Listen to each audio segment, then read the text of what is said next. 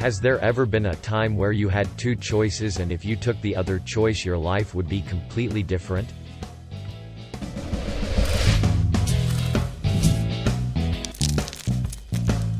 I was a young stoner.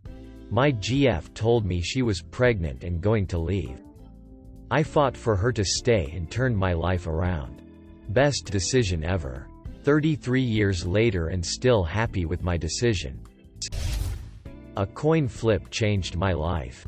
I had failed my second year of A-levels as I was in and out of hospital chronically ill with pain and seizures. To resit my A-levels would have meant staying at my secondary school's sixth form with no friends in the area at all. So I went to a college to have an interview about an advanced science BTech. When I was being interviewed I explained my circumstances and they said, apply to uni for a foundation degree then go from there. They were worried I wouldn't work well with 16-year-olds and it was a 2-year thing and I would be turning 19 in September. After the interview I rang up 17 different unis that did a foundation year in my course. I got accepted in 2. My mum promptly drove me to both of them in one day 500 miles. To visit them. Then when I got home I didn't know whether to pick college or uni as I still had many medical problems and both unis that accepted me were over 200 miles away from my parents. So I decided to flip a coin to choose which one I would go to. I flipped it and it landed on college. In my gut I was disappointed. That disappointment made me choose uni. Now 6 years later I have a 2-1 Hans BSc in physics. TLDR I flipped a coin to choose between uni and college. It landed on college and I was disappointed so went to uni and got a physics degree. I think that is my time to shine. Just so you understand my situation at that point. When I was 16 my best friend got murdered. He was 17 and I knew him for about 10 years. Could be longer too. I can't remember but 10 years for sure. I was in love with a girl and did confess to her but got rejected. Will be needed later. So I couldn't eat for a week. Just some tiny bites and played as usual. Go to school. Go to the gym. Did sport my whole life because of my problems I was born with. Will be needed later too. I passed out and was away for about 30 minutes, told by my father and sister which heard the bang when I fall in my room. I lost 1 week of my memories. Which I got back thankfully back. Got took to the hospital and was there for a few days for tests. They always told me my results are all normal. Later I was sitting in the floor for another test with all my papers and I read what I could understand. My mother works for over 2 decades in medical business. So I know a little and asked her some stuff after. Well, I needed to do this test where you're just on a treadmill. Every level, it gets faster and the gradient increases. And my blood pressure at 299. Next level couldn't be read. Next level couldn't be read. Next level couldn't be read, but I stopped there because I was out of stamina and couldn't keep up anymore. I sat down and then it hit me. I had not strength in my arms or legs anymore. My vision was blurred. It came out I have a heart problem and you can only get it when you're still in your mother. But because I had already so much problems they haven't noticed that, and because I did sport from when I was 4 it didn't affected me that much. My body was trained to it. So I could pass heart rate from over 200 and blood pressure from over 300 without passing out. Long story short, I wasn't allowed to do sport anymore for over 2 years. Because of all what happened I got depression from it. Best friend gone. Sport not allowed or I will die and heartbroken. I'm honest with you. I wanted to die and tried to kill myself. I was sitting at a slope and wanted to jump. I got a call from a friend from which I haven't heard for 2 years. Next time I wanted to jump in front of a train. The girl I loved comes out of the train. So I just turned and walked away. I was at the point of my destiny is not to die at this point. I called an old friend which is the son of my mother's childhood friend. I just needed someone to talk and I changed my life with that. I got a heart surgery, don't know the name in English, when I was 17, halfway 18. And my new doctor, which is one of the elite in the world, said, do whatever sport you want. Because you had that for your whole life and the fact that you didn't eat in the past was the point that got you in the hospital. You can do whatever sport you want, but make sure someone is around and stop when you don't feel comfortable anymore. Few years later now, I do taekwondo and started going to the gym again. My now best friend, the son of my mother's friend, helped me a lot and changed my life too. Made a lot of new awesome friends and have an awesome life now. But not everything went perfect. I did one thing wrong in this time. I hurted the girl I love from back then and still have feelings for. Marielle, if you read this, I'm really sorry for what I did. I hope you can understand my situation and at which point I was. That's the reason for what I did. And for everyone else. Everyone has a point in life where he just wants to die, but I promise you, it will be better at one point. If you need help, go to a professional, family or good friends. Everything can change. I was at the bottom and I'm at a point where I almost wouldn't change anything. Thanks for everyone who read all. Here a potato for you. Sorry for grammar and spelling. Not a native English speaker. I grew up in NY and about a year after Elle got out of college my job was ending and my girlfriend left me. My parents, who had lived their whole lives in NY, decided to move to NC and invited me to move with them. I think back that if Elle still was with my job or girlfriend, Elle probably wouldn't have gone.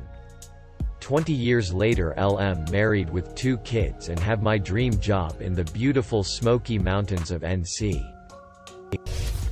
Yes. If I wouldn't have checked Craigslist for a bartending job when I did 10 years ago, my whole life would be different. If I would have clicked a different ad or looked up jobs on a different day, I wouldn't have found it. I got that job. And I started hooking up with a guy the first worked with. But I ended up getting fired after almost a year and never seeing the guy again. Until 6 years later when he found me and we started dating and eventually flipping houses together and making money and moving to Puerto Rico and just everything. If I didn't go to Craigslist for the bartending job, who knows where I'd be now or who I'd be with. Scares me to think about. According to the butterfly effect, that would apply to every choice you make, no matter how trivial. Tried to commit suicide aged 10 due to sexual abuse, raped multiple times between ages 6 and 10 by a teacher. Years of soul-crushing mental torture and trying drugs, alcohol, and violence to try to escape my own mind. I even tried to talk to a counselor once. Minutes of meeting me and hearing what I'd gone through was, "Are there any children in your life?" I replied, "Yes." And her response was, "We'll have to contact social services to make sure you're not abusing them." I was absolutely destroyed by that comment. Just got up and walked out in tears. Seriously considered ending things right there and then. Never tried to get help again. Shortly after that I ended the relationship I was in at the time. Because I felt I didn't deserve happiness and that my girlfriend could do better than me. Her and her kids, not mine, were destroyed by this. I think she may have been my soulmate and I wrecked it. Don't get me wrong. I'm glad overall now that I didn't succeed. My life is pretty good now and I'm much happier. Admittedly, it's taken 30+ years and multiple wrecked relationships because of my self-destructive behavior and heavy doses of antidepressants and anti-anxiety drugs. But still, very occasionally when life is crushing me and my head feels like a prison, I really wish I had succeeded. 100%. Ruined my life for now. I was literally one of the smartest people in my schools and I'd say I was a genius for my age from 2 to 14. I then became depressed, that led to laziness and both fed each other.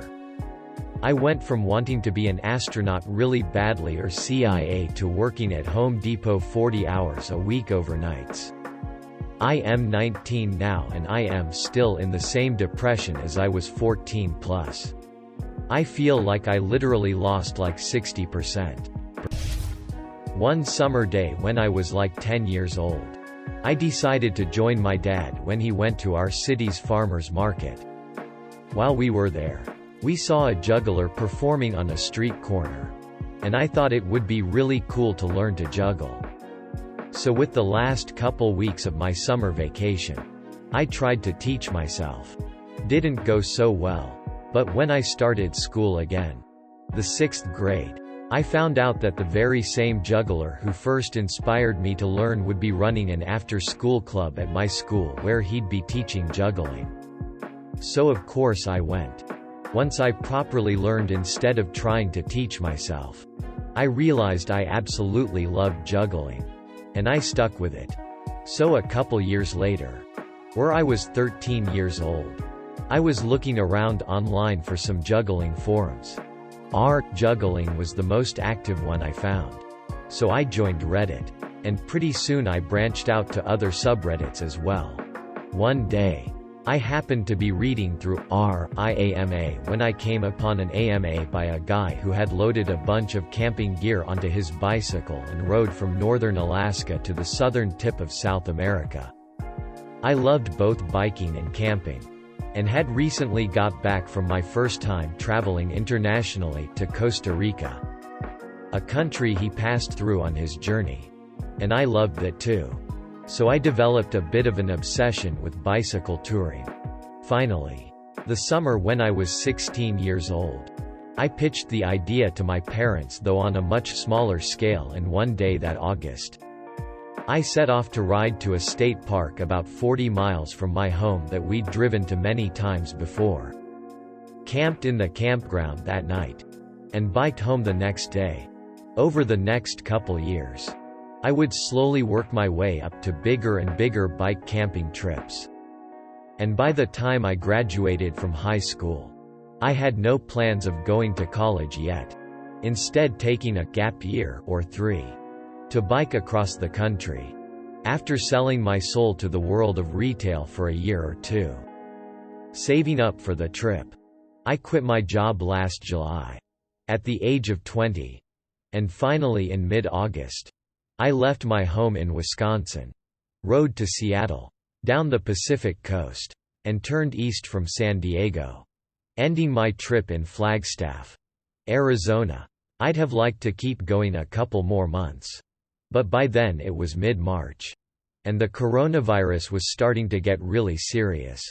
But despite the early ending, it was still an absolutely incredible experience, a highlight of my life so far.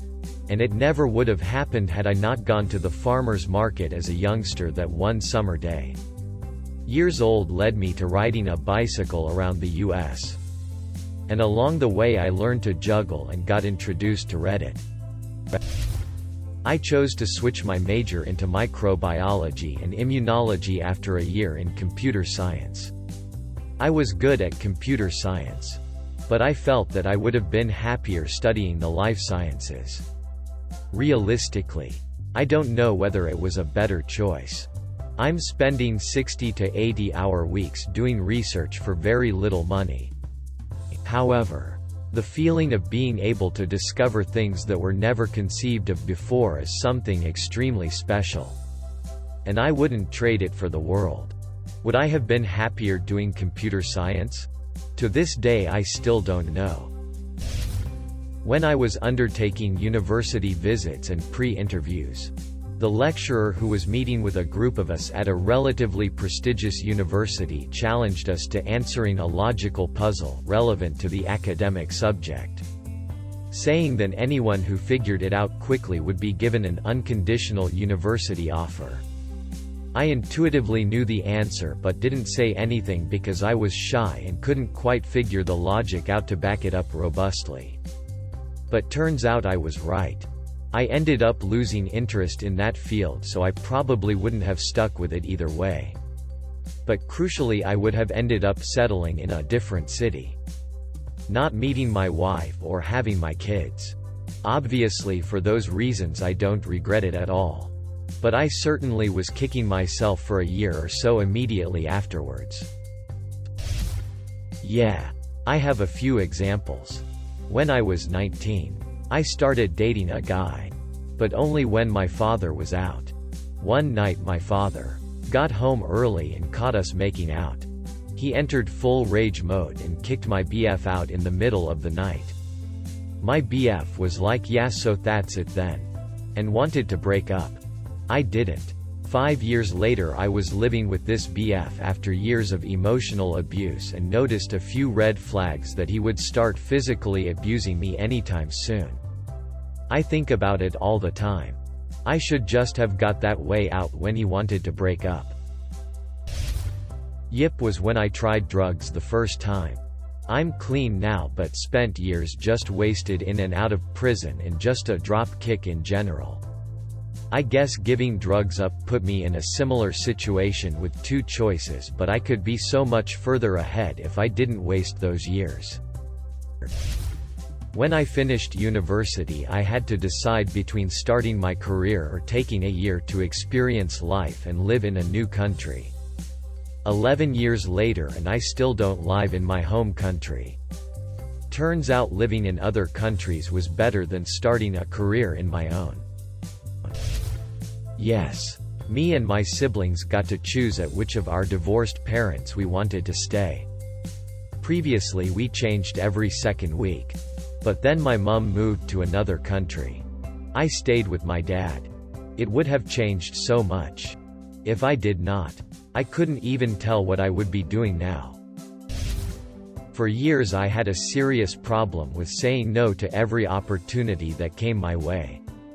I couldn't hang out with anyone or meet anyone new because I'd keep making up dumb excuses. I wanted to, but couldn't.